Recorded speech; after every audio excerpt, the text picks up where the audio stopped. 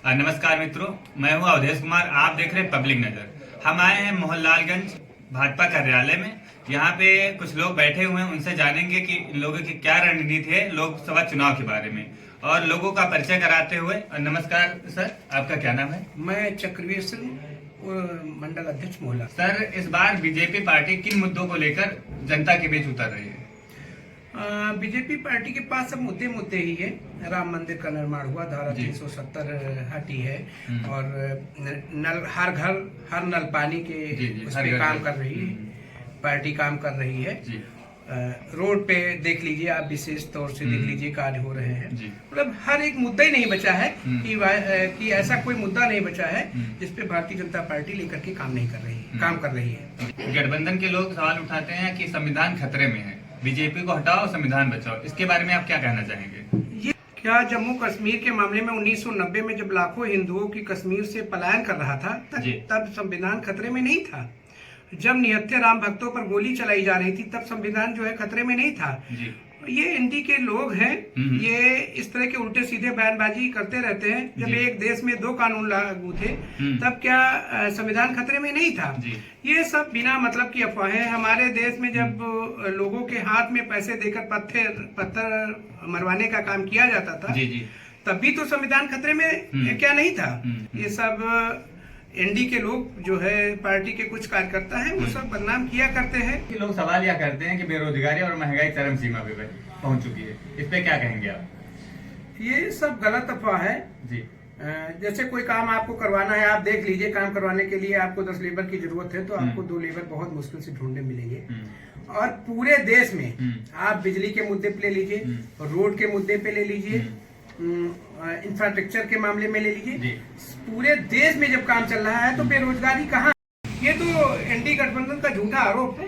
और सर, महंगाई पे सवाल उठाते हैं लोग, उसके बारे में क्या? हमें तो नहीं लगता कि महंगाई कहाँ पे है। महंगाई तो पहले देख लीजिए, डीजल पेट्रोल का रेट क्या था, आज देख लीजिए क्या है। लगभग एनडी के गठबंधन के जितने नेता थे, बिहार से नीतीश जी थे, सपा के अभी आपने देखा है 10 विधायक हमारी पार्टी में बीजेपी में शामिल हुए हैं, कुछ कांग्रेस के भी शामिल हुए हैं। तो ये कुछ चुनौती कहीं नहीं है। हम लोग 80 में से 80 जीतेंगे। यूपी में 80 में 80 जीतेंगे। हाँ, यूपी में 80 में 80 जीतेंगे। और हम लोग 400 पार का, जो हमारे गृह मंत्री अमित शाह जी, माननीय नरेंद्र मोदी जी, माननीय राजनाथ सिंह जी, हमारे उत्तर प्रदेश के मुख्यमंत्री योगी जी, ये सब लोग जो 400 पार का नारा दिए हैं, हम लोग 400 पार करेंगे। अच्छी जानकारी दी है जनता के बीच में। और जो मुद्दे हैं बीजेपी पार्टी के, वो आपने बता दिए कि मुद्दे रहे नहीं। और आपका कहना यह भी है कि आर्थिक स्थिति में भारत मजबूत हो रहा और बेरोजगारी नाम की कोई चीज नहीं है। जी, बेरोजगारी की चीज नहीं रह गई है। पहले कभी थी, अब नहीं है जी। भारत इस समय जो है आर्थिक मजबूत है। भारत का नाम विश्व में माननीय मोदी जी बढ़ा रहे हैं। धन्यवाद सर। सर से जानेंगे कि ये किस पद पे हैं और ये क्या क्या काम कर रहे हैं पार्टी के लिए। नमस्कार सर, आपका हमारे न्यूज चैनल पे स्वागत है। अंकुर अवस्थी, मंडल महामंत्री, मोहनलालगंज मंडल। जी सर। सर, हम आपसे यह जानना चाहते हैं कि जैसे कि पीडीए, समाजवादी पार्टी पीडीए को लेके समाज में उतरी है, कहती है कि पिछड़ा, दलित, अल्पसंख्यक की बात की जा रही है और कहा जा रहा है कि यह बहुत ही इनके ऊपर अत्याचार या जुल्म हुआ है। जिसको बता रहे हैं अल्पसंख्यक, जिसको बता रहे हैं पिछड़ा, जिसको बता रहे हैं दलित, इसके ऊपर अगर अत्याचार देखिए तो जहां हमारी सरकार नहीं है वहां ये मारे जा रहे हैं, वहां इनके ऊपर अत्याचार किए जा रहे हैं, वहां इनके जमीनें छीनी जा रही हैं। देखना है तो आप जाइए पश्चिम बंगाल में, देखिए अभी कुछ ही दिन पहले कमलनाथ की सरकार थी मध्य प्रदेश में, वहां आप जाके देख सकते थे। या ऐसे विभिन्न, थोड़ा सा पीछे जाएंगे अगर कांग्रेस के काल में, तो आपको दलित हर जगह पर शोषित दिखाई पड़ सकता है। अभी एक ताजा तरीन, बिल्कुल आप लोगों ने देखा होगा न्यूज चैनलों पर, संदेश खाली एक स्थान है पश्चिम बंगाल के अंदर, वहां टीएमसी के गुंडे हमारी माताओं बहनों को, जो दलित हैं, जो पिछड़े वर्ग से आती हैं, उनको जबरदस्ती जबरन उठाकर अपना हवस का शिकार कर रहे हैं। उनके खिलाफ न वहां टीएमसी सरकार बोल रही है, न कांग्रेस बोल रही है, न सपा बोल रही है। और खेला होबे को बैठाल कर यहाँ पर चाय, नाश्ता और बिरयानी खिलाई जा रही है। और उन दलितों के लिए बोलने वाला न सपा है, न कांग्रेस है और न टीएमसी है। ऐसे लोगों को वास्तविक ये जाति बांटों के नाम से जो कार्य कर रहे हैं, जो विभाजन का काम कर रहे हैं, जातियों को अलग अलग कर रहे हैं, ऐसे लोगों को अब की चुनाव में जनता बिल्कुल साफ कर देने वाली है। इसलिए पूरा समाज जाग गया है। अभी भी अगर सबका साथ, सबका विकास और सबका विश्वास के लिए बात नहीं करेगा, जो भी गठबंधन हो उसको समुद्र में यह जनता फेंक देने वाली है इस 2024 के चुनाव में।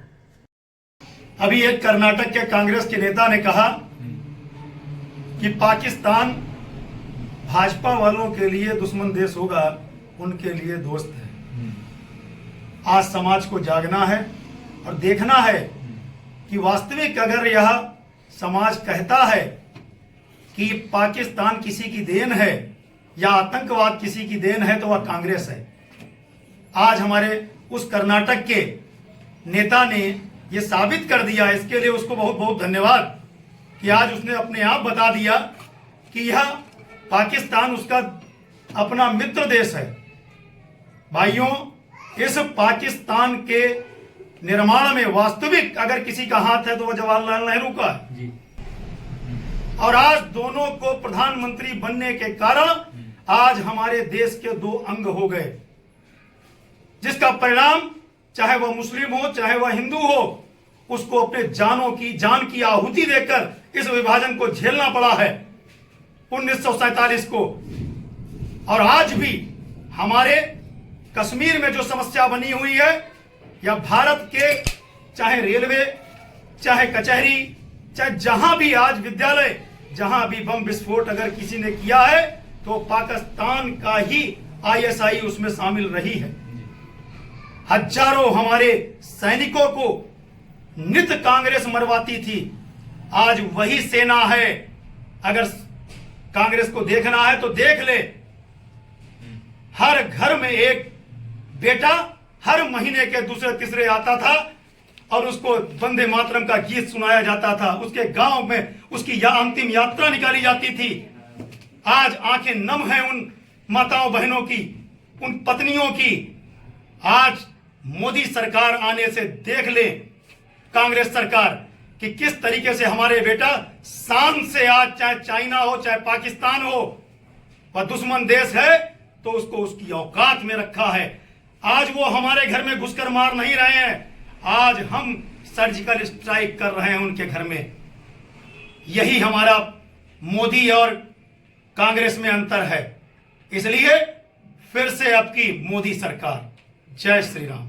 देखा दोस्तों कि जैसे कि क्या अंतर है, पहले की अपेक्षा आज सैनिकों को फ्रीडम है कि वो अब खुल के काम कर पा रहे हैं। और बाकी बात रही कांग्रेस के नेताओं की, जैसे इन्होंने बताया कि कांग्रेस के वरिष्ठ नेता ने उन्होंने कहा कि पाकिस्तान बीजेपी के लिए दुश्मन देश होगा, हमारे लिए नहीं। इसका क्या मतलब है, कमेंट बॉक्स में आप अपनी राय जरूर दें। धन्यवाद।